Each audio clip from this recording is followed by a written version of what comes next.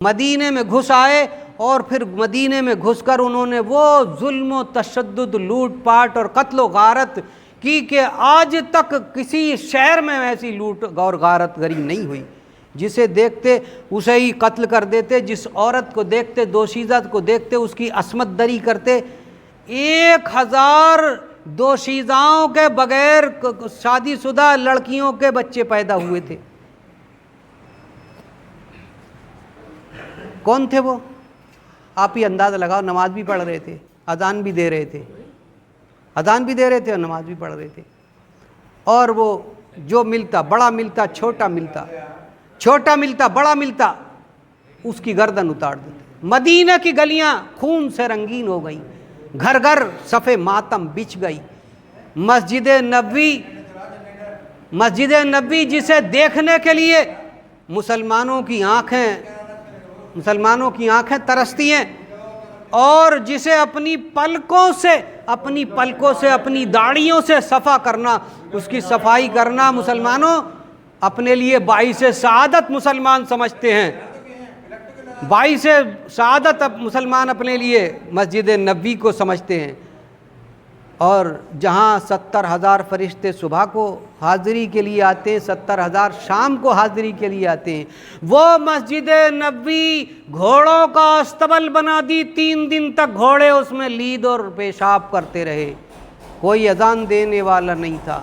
حضرت سعید ابن مسیب رضی اللہ تعالیٰ عنہ نے اپنے بال بکھیر لیے اور دیوانے بن گئے، دیوانوں جیسی حرکتیں کرنے لگے، اور روضہ رسول یعنی حجرہ عائشہ میں رہ کر کے آپ بتاتے ہیں، آپ کا بیان ہے کہ جب اذان کا وقت ہوتا تو قبر رسول صلی اللہ تعالی وسلم سے اذان کی آواز آتی، میں اسی اذان سے نماز اسی جگہ پڑھتا تھا 3 دن تک۔ ایک عورت آئی، اس کے بیٹے کو سپاہی مسلم بن عقبہ کے گرفتار کر کے لے آئے تھے، بیوہ عورت تھی، 19 سال کا لڑکا تھا اس کا، اکلوتا لڑکا۔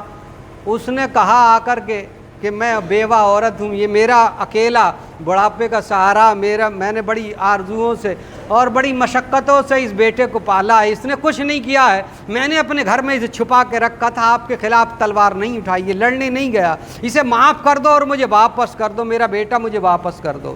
اتنا سنا مسلم بن عقبہ نے تلوار میان سے نکالی اور اس کے سامنے بیوہ ماں کے سامنے اس یتیم کو، اس بیٹے کو جو ہے شہید کر دیا، یعنی اس کا سر تن سے جدا کر دیا۔ اب آپ اندازہ لگائیے کہ اس ماں کا جس کا ساری زندگی کا اثاثہ ایک بیٹا ہو اور وہ خاک و خون میں تڑپتا ہوا دیکھے تو اس کے دل پر کیا بجلی، پیچھے کو گر گئی۔ کچھ دیر میں ہوش آیا تو کیا دیکھتی ہے کہ باہر راستے میں پڑی ہے، اٹھ کر کے چلی گئی، اور لوگوں کے سامنے جو بھی آئی عورتیں یہ تسلی دینے کے لیے، اس نے قسم کھائی کہ اگر اللہ نے مجھے قبضہ دیا اس پر تو میں اس کی کھوپڑی کو ضرور توڑوں گی، میں یہ قسم کھاتی ہوں اللہ کی۔ 3-4 دن کے بعد میں جب سارے مدینہ کو انہوں نے تخت و تاراج کر دیا تو پھر چلے کہ اب مکے کو اور تخت و تاراج کریں۔ حرمین شریفین نام ہے ان کا کہ جس میں گھاس توڑنا بھی گناہ ہے، جس میں شکار کرنا بھی گناہ ہے، اس میں یہ حالت تھی۔ مدینے سے چند فرسنگ کے فاصلے پر پہنچے تھے کہ اس ظالم کو موت آئی اور وہ اسی جگہ مر گیا، ہلاک ہو گیا مسلم بن عقبہ۔ اسی جگہ دفنا کر کے وہ فوج حسین بن نمیر کے سرکردگی میں یا سپہ سالاری میں مکے پر جو ہے چڑھائی کرنے کے لیے مکے چلی گئی۔ جب یہ پتہ چلا تو وہ عورت چند عورتوں کو لے کر کے، آدمیوں کو لے کر کے، بچے کچھ جو تھے انہیں آ کر کے آئی اور اس کی قبر کو جو کھول کر کے دیکھا اپنی قسم پورا کرنے کے لیے، تو اس کی قبر میں سانپ تھے، مگر پھر بھی اسے تسلی نہیں ہوئی، اس نے کہا کہ میں اپنی قسم ضرور پوری کروں گی۔ ایک بڑا سا اس نے مطلب ڈنڈا لیا، لاٹھی جسے کہتے ہیں، ڈنڈا لیا اور ڈنڈوں سے سانپوں کو بچایا، ادھر سے بچاتی ادھر چلے جاتے، ادھر سے بچاتی، وہ ہٹنے کے لیے تیار نہیں تھے۔ جب بہت دیر کوشش کی اور نہیں ہٹے تو اس نے پھر اوپر سے ہی اس کے سر پر یوں کر کے ٹھوک کے اس کے سر کو توڑ کر اپنی قسم پوری کی اور اس کی قبر کو یوں ہی اس سے مٹی سے اور پتھروں سے پاٹ دیا۔ دنیا کے سامنے ہی اس پر عذاب قبر نازل ہو چکا تھا۔ انہیں اس بات کو دیکھ کر تسلی آئی اور اپنے مقتولوں کا انہیں صبر آ گیا۔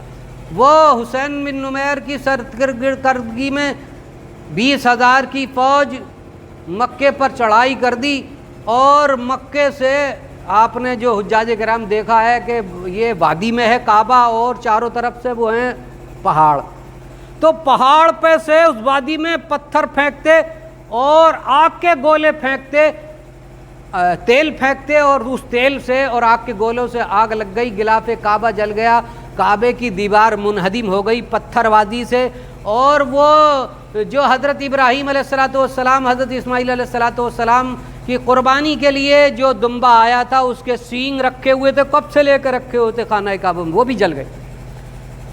حجر اسود وہ بھی جو دیوار گری تو وہ بھی ٹوٹ کر کے نیچے کو گر گیا۔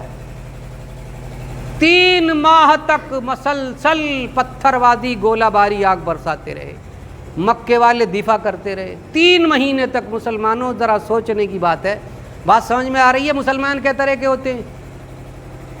جس کعبے کی جانب کو منہ کر کے نماز پڑھتے اسی پر آگ برسا رہے، غلاف کعبہ جلا دیا، سب کچھ جلا دیا۔ جس نبی کا کلمہ پڑھتے اللہم صلی علی محمد وعلی آل محمد، کہ اے اللہ تو رحمت برسا محمد صلی اللہ تعالی وسلم اور ان کی آل پر، انہی پر ظلم و ستم کے پہاڑ توڑ رہے تھے۔ القصہ یہ کہ 3 ماہ جب گزرے تو خبر آ گئی کہ وہ ظالم یزید ایک گاؤں میں رنڈی کے پاس ناشتے ہوئے شراب اتنی پی لی کہ اس کے گردے خراب ہو چکے تھے اور وہ اسی جگہ ایڑیا رگڑ کے مر گیا۔ ایک روایت تو یہ ہے۔ دوسری روایت یہ ہے کہ جب اسے زیادہ پریشان کیا، اس رنڈی کے یہاں روزانہ جاتا، پریشان کر، اس نے پریشان ہو کر کے، وہ جل بھنی تھی پہلے بیٹھی تھی، اس نے زہر کا پیالہ پلا دیا اور وہ زہر سے مر گیا۔ بہرحال اس کا کام تمام ہو گیا، ہلاک ہو گیا، اور وہ جو تھی اس جگہ چھوڑ کے اسے چلی گئی۔ چند دنوں کے بعد گھومتے گھومتے جب کہ سپاہی پہنچے یزید کو تلاشتے ہوئے تو اس کے جسم میں اسی جگہ کیڑے پڑ چکے تھے۔ بڑی محنت سے لپیٹ لپاٹ کے لائے اور یوں کر کے بالٹیوں سے پانی بہا کے اور اسی جگہ گڈھے میں جو ہے اسے، ایک دروازہ ہے اس کے قریب میں، اسے آج بھی قبر ہے، وہ نشان ہے، قبر کیا نشان ہے۔ 3 سال اور 6 ماہ کچھ دن حکومت کی یزید نے، اور وہ کارنامے انجام دیے کہ جسے سن کر بھی رونگٹے کھڑے ہو جاتے۔ اور وہ بھی مسلمان تھے جو اس کے کہنے پر لڑ رہے تھے۔ دنیا کے مال و دولت کی حوث میں عمر بن سعد نے رے کی حکومت کے لالچ میں چمن رسالت کو لوٹ لیا۔ شمر نے کوفے کی حکومت کے لالچ میں سر حسین کو نیزے پر چڑھا دیا۔ سونے کے سکوں کے لالچ میں دنیا حسین کرنے کے لیے ان کوفیوں نے 72 جانثاروں کو شہید کر دیا۔ خاندان رسالت کی ان پردہ نشین ماں و بہنوں کو کہ جن کی پارسائی پر، عفت و پاکیزگی پر فرشتے بھی رشک کرتے ہیں، بغیر اجازت فرشتے بھی ان کے گھر میں داخل نہیں ہوتے، ان تمام کو بے دوپٹے کے ردائیں چھین کر بے پردہ گھمایا کوفے کے بازاروں میں اور دمشق کے بازاروں میں۔